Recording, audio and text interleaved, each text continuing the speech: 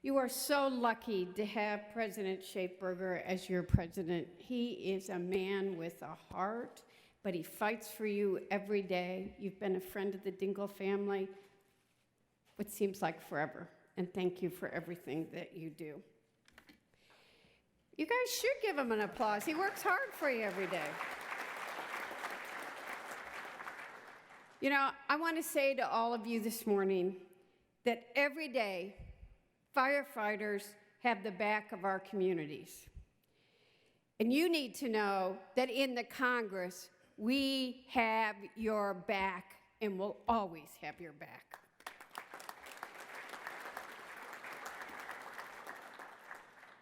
I love the firefighters. I don't know who's here from Michigan yet. I haven't seen you. But the Michigan firefighters are my family. The Dearborn firefighters, more than you'll ever know. John loved them, and I love them. They'd always answer the call. They helped keep John alive, even when it wasn't easy. I'm going to tell you a couple stories. He was a royal pain in the ass. But most touching was their friendship. He would love to go, but he would go by the fire stations all the time. He would love to sit there and shuck corn. He would just talk to them and ask them questions, because who knows better what's happening in a community than the firefighters? And you know, I'll tell you something else. He liked it when they invited him to dinner because he thought your spaghetti was better than mine, and he was right. But I want to tell you how much the firefighters were in my life. You know, the first John was a Twitterer until the day he died, but he started to have some problems, and he was left alone it was only the last year that it was a little harder. But it was the day of the Dearborn Firefighters Police baseball game, and I was the honorary team captain of the firefighters. And the chief comes over and says, "I've got to talk to you. Don't tell John I'm telling you this story." But he had taken off that emergency button and pushed it by mistake, oblivious to it. Firefighters had responded, couldn't figure out how to get in the house, almost chopped down the door, but my neighbor saw it finally, and he was in the shower, buck naked, as the firefighters described it to me later, and all he did was look at him and say, "Hey, fellows, what can I do for you? You need something?" Or, you know, it got more serious. The first time he fell, he had a cut in his head. He was not going to the emergency room, flat out. And he wasn't going to have anybody see him with blood on his T-shirt. The firefighter was like, "John, you got to go." He locked himself in the bathroom and refused to leave. And then there was a woman there, said, "Guys, you might as well let him change his T-shirt, because he's not going until you do." So it's good to have women on those runs. And in the end, he fell several times. And Jeff Lentz, who's the president of the Dearborn firefighters, I think he never said it, made a point of being the one that was on those runs. I'd be here, and he'd call me, and he'd say, "Debbie, it's okay. He's going to be okay. We don't have to take him," or, "Debbie, he's in a really stubborn mood. You got to talk to him." But that's how much a part of my life you are, and I never would have made it without the firefighters. So I want you to know that. Maya Angelou told us, people will forget the things that you do, and people will forget the things that you've said, but people will never forget how you made them feel. At our worst moments, firefighters make us feel safe and supported. You come into our living rooms, our workplaces, our community events, and as soon as you're seen, everybody feels safer. You're there. You respond to each call without asking, "Can you pay?" You don't ask the color of somebody's skin. You don't ask who you voted for in the last election, and you treat everyone equally. You take care of everyone, and we're all safer because you do. In fact, I think we have a lot to learn from firefighters. You're literally on the front lines of almost every issue. Climate change, the opioid crisis, poverty, and just stopping the bad things that happen. And you know that an ounce of prevention is worth a pound of cure. In a climate where the perception of public safety personnel across the country has taken a very unfair hit, you are in our communities every day, building trust and keeping us safe. You selflessly put yourself in harm's way in order to keep our neighborhoods safe and ensure a better, safer future for our children and their children to come. So we have a responsibility to you, and we've got to take some issues. The president talked about PFAS. It's one of the issues I am most concerned about. These forever chemicals are a known health and environmental risk. They're known as the forever chemical.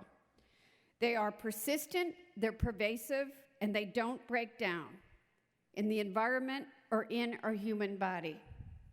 98% of us have PFAS in our blood. These toxic forever chemicals have been linked to kidney and testicular cancer, thyroid disease, liver damage, and effects in reproductive systems in both men and women. Firefighters face a lot of risks, and people don't talk about it enough, but we've got to do our part to lessen them. One of the main sources of PFAS leaking into our environment is firefighting foam that's been used for decades. And I know how critical that firefighting foam is. You get the tanker spill on I-94 that could melt the bridge and hit the communities like that. You need to have that firefighting foam because it's the only thing we have right now that will put out that fire and keep people safe. But we have got to invest in the research and development that will replace that foam and keep you safe. More people are going to continue to be poisoned until we clean up PFAS and stop the spread of it. In Michigan, we've had the Flint water crisis, so we pay more attention. That was bad, so we're not going to let another incident like that happen. So we're testing more than other states are. We have more sites than any state has in the country, but it's because we are testing. And when other states start testing, you're going to have as many sites as we do.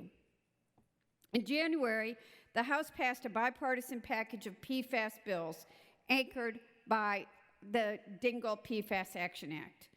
This comprehensive legislation would list PFOA and PFAS as the two most dangerous in that chemical class as hazardous substance and accelerate the cleanup of this chemical at military sites and in communities across the country.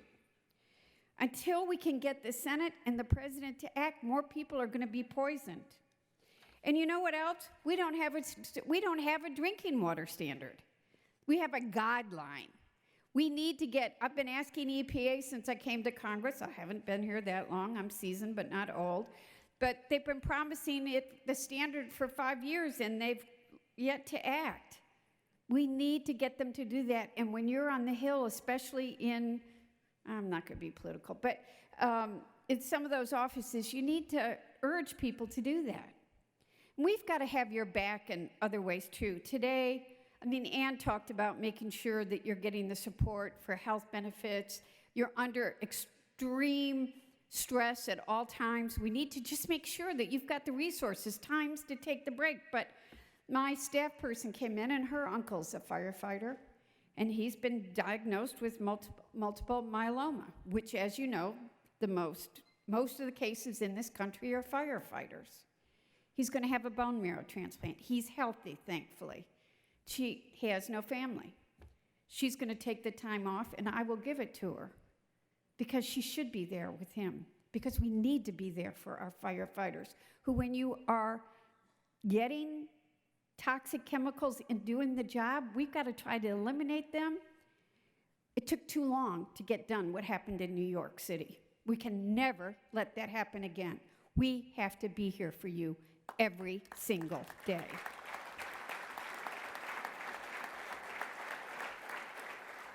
You know, what people don't understand is how you're on the front lines. You're not just fighting fires, you're the paramedics.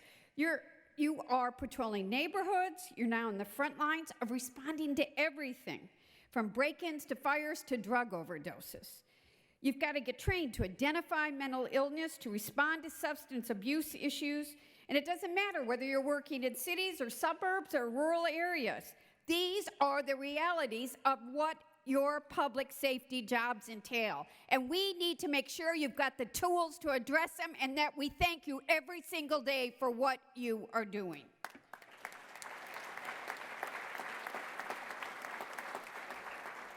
We also need to be doing the Assistant to Firefighters grant programs and the SAFER grant programs. These programs, which are competitively award grants to both career and volunteer fire departments, help meet the requirements of training and staffing needs, which are vitally important to all of you. You know, I just want to thank you for what you're doing. And I want to tell you how important it is that you are in Washington, because people take you for granted. They just think the fireman's always going to be there when they need them. They don't think about what your job descriptions become. They don't know how critical you are. You were and are a member of my family, and I want you to know you will always have the biggest champion for you. I want to read you a letter as I close. I got it, not this weekend, but last weekend when I got home. I'm carrying it now with me everywhere I go. Hello, Congresswoman Dingell. My name is Mike Matern, and I work for the Dearborn Fire Department. I wanted to write you to let you know that I'm thinking about you with the 1-year anniversary of the passing of your husband. My partner and I were the first ones on the scene that night a year ago when you called 911. And we worked to help him. I cannot express enough my condolences to you. That night is one that I will never forget. The one thing I will always remember and stick with me in those moments, you could see the love that you had for your husband and the heartbreaking pain you were going through. I remember when we were leaving, I stopped and gave you my condolences, then gave you a hug. The hug is one that lasted a good deal of time. My heart broke for you, and I could feel the pain and the hurt in that hug, and I wish I could have taken that pain away from you. He then wrote some political stuff, but he concluded with, I'm not going to give you that. You are always in my prayers. I am proud to have someone like you representing our area and myself in Washington. I hope nothing but the best for you moving forward. Just know you're not on this path alone. There are many people who support you and will be there for you at a moment's notice, including myself. God bless you. I want you to know that you're not in this alone. You have people that are at your back, and you will never be alone. I love you, and you'll never know how much. Thank you.